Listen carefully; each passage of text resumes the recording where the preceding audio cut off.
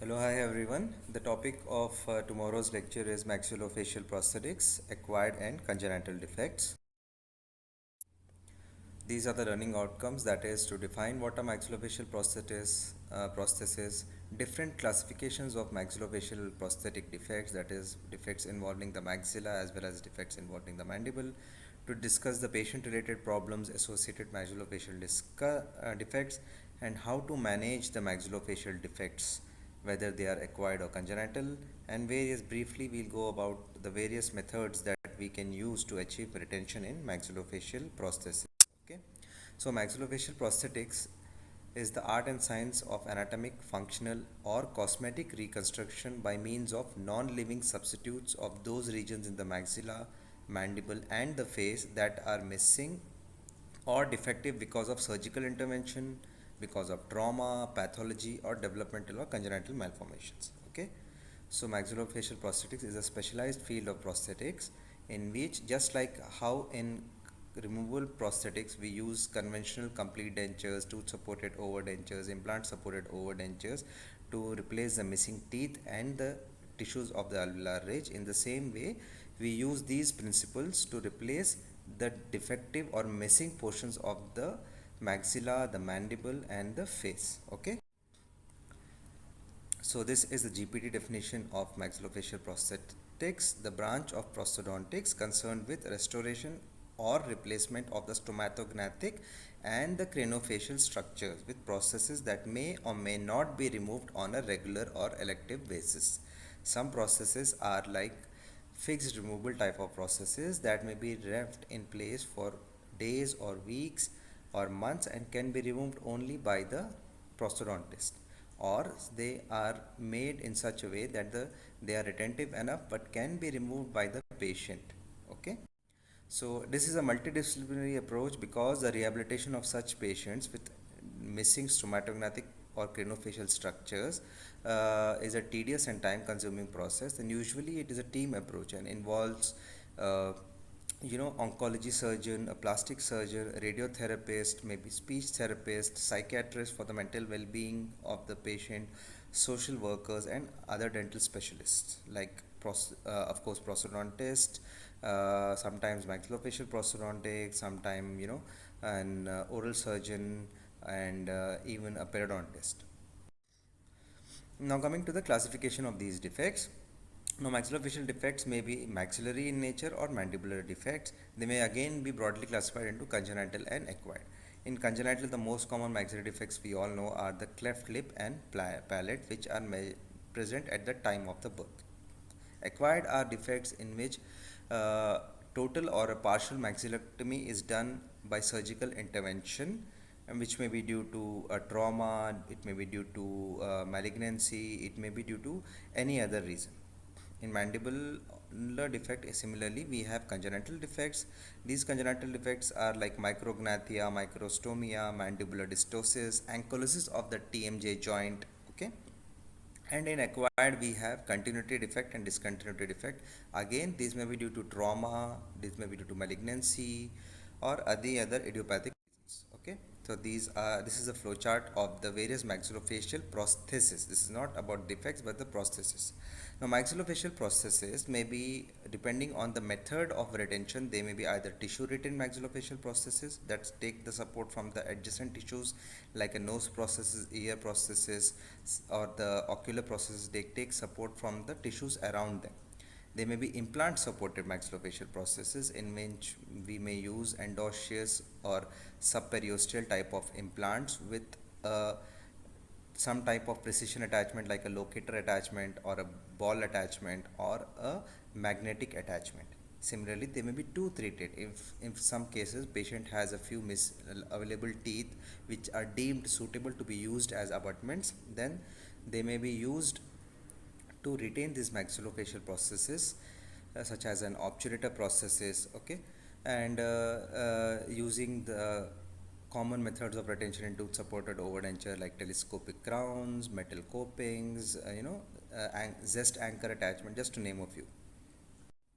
Now coming to classification of maxillofacial processes, these may be extraoral processes, that is the process which restore the patient's facial aesthetics, like a missing eye or a missing eye and the surrounding areas, that is known as the orbital prosthesis, or a nasal prosthesis that replaces the nose, and auricular prosthesis that replaces a ear which may be congenitally missing or which may be lost due to trauma or malignancy. Similarly, we have intraoral maxillofacial prosthesis. These are obturators which are used to replace portions of the maxilla and the palate, and they may be as simple as a feeding plate in case of a cleft palate or cleft lip infants. Then these, as I mentioned, they may be implant supported prostheses or they may be therapeutic prostheses. Some therapeutic prostheses are during the healing phase of after the surgery or after a trauma to rehabilitate the patient and the tissues so that a definitive prosthesis can be fabricated later. Okay, some examples are of extraoral prosthesis are orbital prosthesis, ocular prosthesis, auricular prosthesis, nasal prosthesis. Okay, these are the most common prostheses. Even we have some prostheses that replace the lip of the patient or the cheek of the patient. Coming to intraoral prosthesis, the most common maxillary intraoral prosthesis are the obturators. Okay, these obturators are obturators and feeding plate or speech aids. Okay, so obturators are again broadly three types of obturators: the surgical obturator, treatment obturator, and a definitive obturator, which I'll explain later. So the coming to some examples of congenital maxillary defects. So here we have the cleft lip. I'm sure you all are aware of. Then the classification of the clefts is broadly three categories. One is the cleft lip with the cleft alveolus, that is the alveolar bone, but no cleft of the palate. Okay. Second is the class 2 cleft, which involves the cleft lip, the cleft of the alveolus, and the cleft of the hard and the soft palate. Okay, this is a through and through cleft. Class 3 is a combination of the both 1 and 2. Sorry, class 2 does not involve the cleft of the lip. Class 3 involves the cleft of the lip as well as of the alveolus as well of the hard and the soft palate. Okay. So we gave a classification of the cleft lip, which is class 1 and class 2. Class 1 cleft involves the soft palate. Okay, it can be submucosal cleft which appears normal. Okay, it only involves the soft palate, does not involve the hard palate, so it is not visible from the outside. It is more aesthetically easy to manage such cases.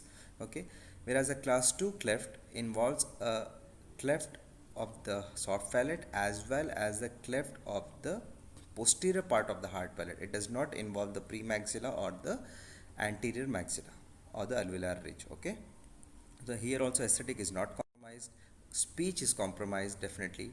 Then we have a class 3 cleft in which there is a unilateral cleft involving the alveolus, the entire hard palate and the soft palate. And the class 4 is a bilateral which involves both the quadrant, that is the quadrant 1 and the quadrant 2, usually in the region of the lateral incisor. You will see lateral incisors will be congenitally missing or they may be impacted with supernumerary teeth, and a premaxilla is separated due to the two bilateral clefts, and this continues posteriorly in a single cleft of the hard and the soft palate. Now coming to the acquired defects. So these previously we were talking about the congenital maxillary defects, which were the cleft lip and the palate. Now acquired maxillary defects, Armani gave a class. There are many classifications actually. Classifications given by Okeson, Armani, View, and many others. So this is one of the classifications.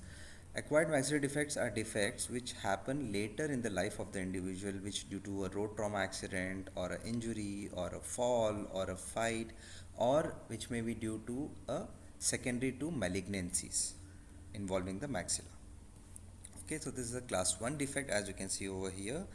A class 1 defect is the defect in which involves only unilaterally one quadrant of the maxilla involving all of the teeth. As you can see, all of the teeth from the central side to the second molar is missing but does not involve the tuberosity. So this is a unilateral defect. Class 2 is also unilateral defect but does not involve the anterior. The anterior teeth are spared in this, only the posterior, that is premolars and the molars, are resected along with the alveolar ridge and maybe the sinus involving on that side. Sometimes these defects may be extensive involving the floor of the orbit also. Okay. Class 3 is a defect that involves the central portion of the hard palate and the premaxilla. It does not involve any of the teeth. So this is a through and through nasopharyngeal defect. Okay. Class 4 is a bilateral defect that involves one entire quadrant, say quadrant 2, and the premaxilla, anterior teeth of the quadrant 1. Okay, so here all the posterior bicuspids and the molars are present, only all the anteriors and the posterior in one quadrant are missing. Okay. And a class 5 defect is a defect in which only the anterior teeth are present or spared and all the posterior teeth are bilaterally resected, including the alveolus and sometimes the sinus and the orbit. Okay, but this does not involve the soft. Class 4 is simply the opposite of class 3, in which all the posterior teeth are spared and only the premaxilla is resected, maybe which may include the floor of the nose also. Okay. Now coming to the mandibular acquired defects. Mandibular acquired defects may be broadly classified as continuity defect or discontinuity defect. Now continuity defect simply means that when the continuity of the mandible's frame is maintained. Now see, this is the basal bone of the mandible, the U-shaped frame, and we have the ramus and the condyles and the coronoid process. Okay. So when the basal bone is maintained, maybe say only the alveolar bone is resected on one side, it is considered as a continuity defect. The lower border is intact. Second is a discontinuity defect.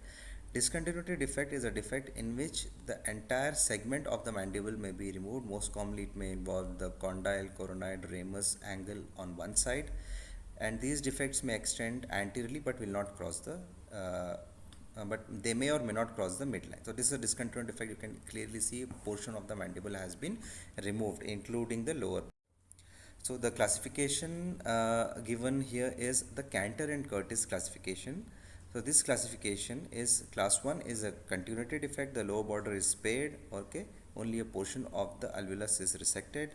It may be usually in the case of the dentagerous cyst or such cases.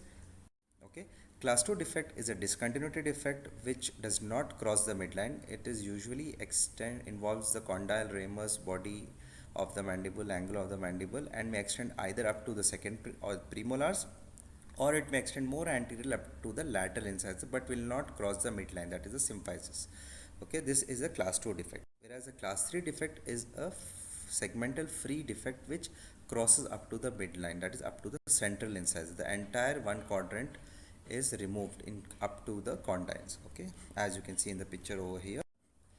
Class 4 is a combination of class 3, but the basal bone is maintained and involving resection of the entire TMJ joint. Whereas a class 5 is the anterior border dissection. Again, it is a continuity defect. There is no discontinuity. The lower border of the mandible is spared. Okay, and only the anterior portion of the mandible, the symphysis, the parasymphysis, maybe up till the premolars, is resected. Okay, or in this case a mandibular basal bone iliac bone graft may be done to maintain the continuity. Even though this initially would be a discontinuity defect, a graft would be done to maintain the continuity.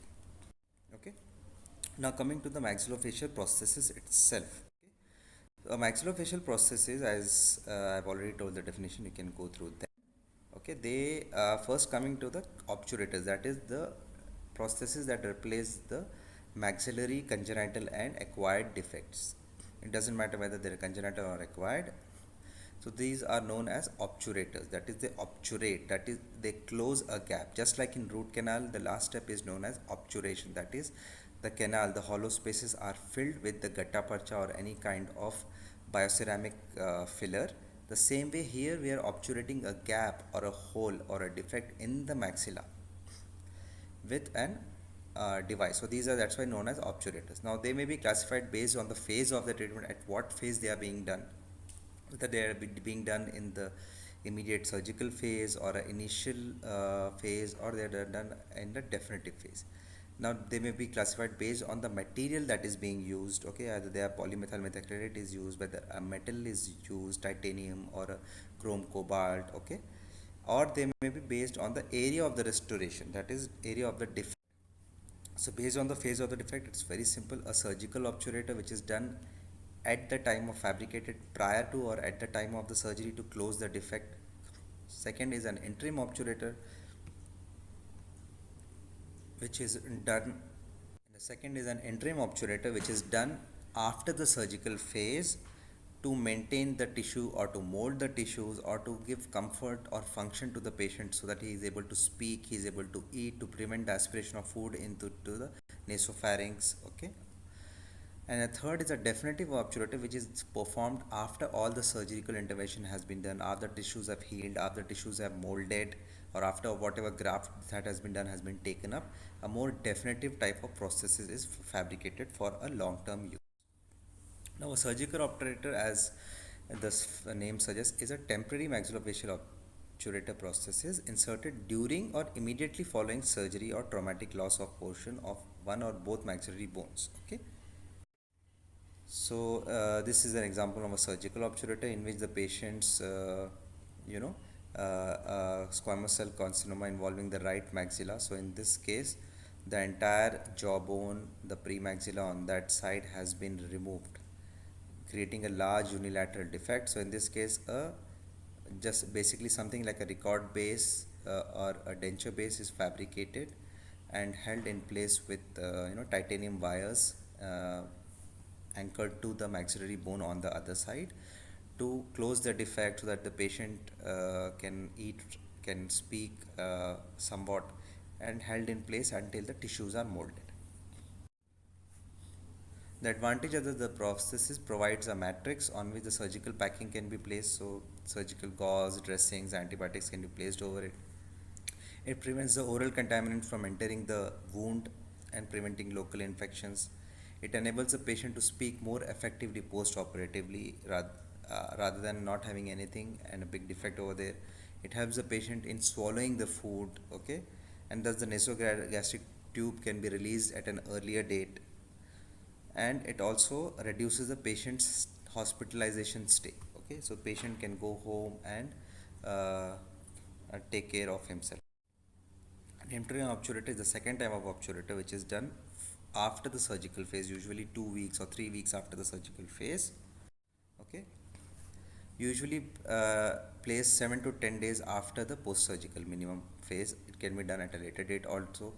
Okay, so this is a soft palate defect, okay, involving the soft palate. So here a simple uh, palatal plate is given which closes this defect. A definitive obturator, as I mentioned, is the maxillofacial prosthesis that replaces part of or all of the maxilla and the associated teeth lost due to surgery, due to trauma. Okay, and this is a more definitive obturator because this is done after healing of the tissues, healing and scarring of the tissues. Okay. So here we have a large soft palatal defect, as you can see in this picture over here. The entire maxilla is spared.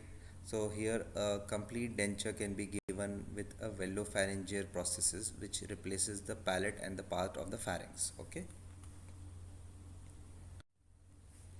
So based on the obturator material, they may be classified as the metal obturators, which are made of a cast or 3D printed metal framework, usually a titanium or a chrome cobalt or chrome cobalt vanadium type of alloy, or they may be resin obturators made of your conventional resins like polymethyl methacrylates or polyamides. Okay, for example, silicone obturators that are made of tissue relining materials or uh, uh, okay, or medical grade silicone material. And based on the area of restoration, they may be meatal obturators that they replace a portion of the soft palate and the pharynx. Okay, or they may be palatal obturator that replace the hard palate and portions of the soft palate which are missing. Okay, so these are an example of an obturator processes. Here patients unilateral, this is a class 1 defect involving unilaterally all the anterior and the posterior teeth and the maxillary bone and the portion of the sinus as well. So you can see a big gaping defect is there. Patient can no way speak, can swallow or eat or do anything. So basically uh, a processes has been made with a complete denture with a obturator portion, a separate portion that enters the defect. Okay, this can be one piece or two piece, as we can see over here, a denture with a magnetic attachment and a separate obturator processes replacing the hard and the soft palate, which engages on top of the complete denture over here. It is made hollow so that it does not have weight, it is not too heavy, and for this we use different techniques known as Lawrence salt technique during the flasking and acrylization of the process. Now coming to the various methods or modes of retention in maxillofacial process. Okay, so maxillofacial processes, like I told, they may be intraoral or extraoral processes.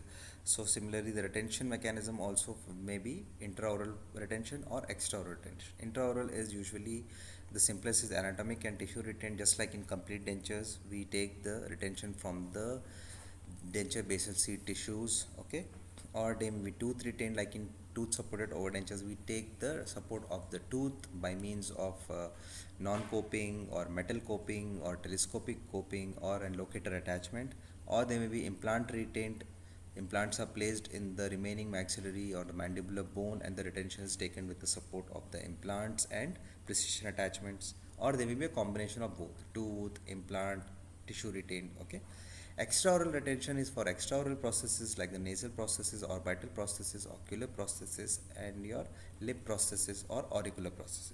So they may again use retention from the tissues, like in case of orbital or the ocular processes, we use the supporting tissues, the eyelids, the basal seed tissues to take retention for ocular processes. Okay, or we use the mechanical retention like adhesives, silicone based adhesives, which are applied on the tissue and on the process, just like we use the denture adhesives in case of complete dentures. Okay, or they may be mechanical retention, like, you know, an implant supported bar or implant supported locator attachment, or a ball attachment or a clip type of attachment, usually any type of precision attachment over an implant or a bar over an implant. Okay, or we may take support from craniofacial implants or a combination of all of these. Okay, these are some examples. We may, if the patient has teeth present, we can use extracorneal retainers like your direct retainers, your typical clasp and clasp partial dentures. We may use metal coping or telescopic crowns on the abutment teeth, or if no teeth are present, we can either use implants or a subperiosteal type of implants with a metallic abutments jutting out of the gums, which are used to retain the precision attachment. Or we may have simply implants such as extraoral retentive implants for the retention of the auricular processes or the nasal processes or vital processes, and definitely they have some form of precision attachment like a locator attachment or a equator attachment or a ball attachment. Okay, so any form of precision or semi-precision attachment. Okay, in summary, prosthetic rehabilitation of maxillofacial defects is very challenging. Okay, and very often the surgical team and the prosthetic team do not work hand in hand, resulting in further complications, and which affect the self-esteem, the mental health and well-being, and the quality of life of such patients. So it is prudent to be proactive for a prosthodontist to get involved in the surgical from the surgical phase itself for a favorable outcome. The advent of the material science, advancement in the material technology has paved way for improved quality of the prosthetic service than what was available 2 or 3 decades before. Okay, so this is a very challenging procedure. Every case is very different from the any other case, and many times requires multiple visits, multiple trial and errors, multiple processes, multiple modifications in the processes, until the patient may or may not become comfortable, and may often require extra surgical intervention or revision surgeries to improve the basal seed tissues, to address any infection, to address any defect that precludes the patient from using the processes. Okay, thank you, and thanks for a patient hearing.